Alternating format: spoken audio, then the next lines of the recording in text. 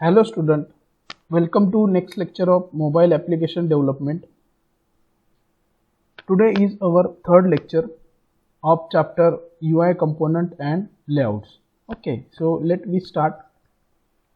First we see the learning outcome of today's video. First we see the absolute layout and then we see the table layout in Android. Okay, so these are the learning outcome of this video. In last lecture we see the linear layout. Okay, so let's start with absolute layout. An absolute layout lets you specify exact location, that is x and y coordinate of its children. Okay, so when we use the absolute layout, the position of the any component, any child component is defined by x and y coordinate. Okay. Second point, absolute layout are less flexible and harder to maintain than other types of layout without absoluting positioning. Okay, so it is quite hard to maintain the position of the view or any component. Okay, so then we see absolute layout attributes. There are some attributes of absolute layout. First is Android ID. This is the common attributes for every layout manager. Android ID. This is ID which uniquely identifies the layout. Okay, so when we mention the XML file, that time in every component we define the ID. ID means simple name of that component used in the Java program. Okay, so next attributes is Android layout underscore x. So this is the attributes. This specify the x coordinate of the view or component. Next one, Android layout underscore y. This specify the y coordinate of the view or component. So these two are the main attributes of the absolute layout. Next, here is sample diagram how absolute layout is displayed. Okay, so this is your screen, and inside screen I display three component or three views. First is at 20, 35. Okay, so 20 is the x coordinate and 35 is the y coordinate of this component. Next, second component 100 is x coordinate, 85 is y coordinate for this component, and for last component 15 is the x coordinate and 185 is the y coordinate. Okay, so we mention this value in the attributes of every component. Okay, so this way absolute layout is display the component. Here I give sample code of absolute layout, that is .xml. First, this is code for absolute layout. Okay, here first attributes is layout underscore width, fill parents, height, fill parents. Fill parents means it use the absolute layout for complete screen width and height. Then inside the absolute layout we create two buttons. Okay, first button have here we define the width and height of the button, that is attributes of button, and then text, in text we define OK. So OK is the label of that button. Then we define layout x coordinate and y coordinate in pixel, 50 px and 361 px. Okay, so by this x and y coordinate it display the button on screen. Okay, second button we give the we change the text. Okay, for this second button here text is cancel is the label of this button, and here we change x coordinate and y coordinate. 225 is the x coordinate and 361 is the y coordinate for second button. Okay, so by this way we can add the, and at last absolute layout is closed. Okay, so by this way we can add component in absolute layout and we can set the absolute layout to the Android screen. Okay, mobile screen or application. Next layout type is table layout. This is third type.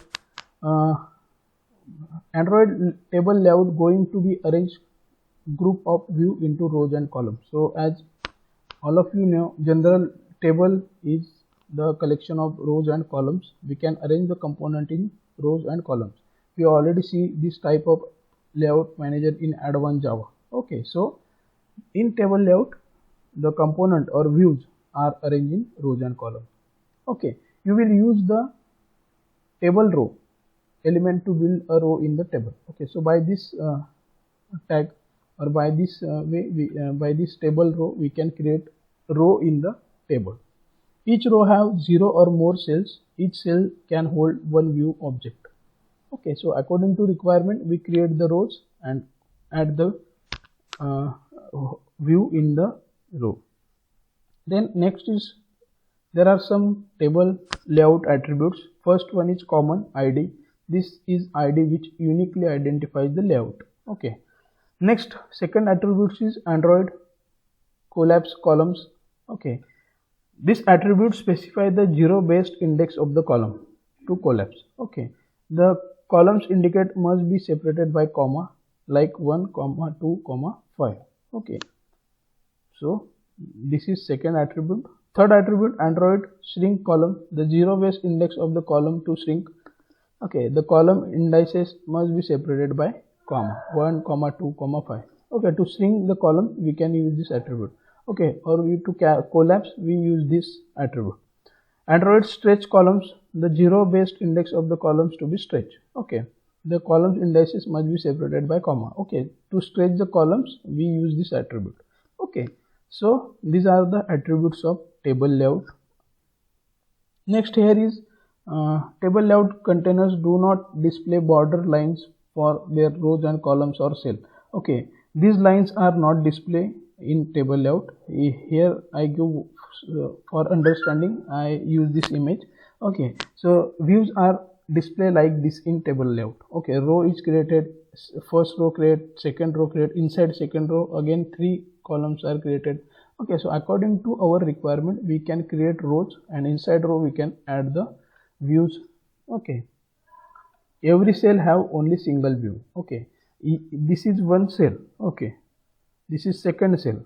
So inside one cell we can add the one view or one component. Next, here is the sample program how we can arrange the table layout. Or so first this code is for table layout. Okay, width and height, fill parents.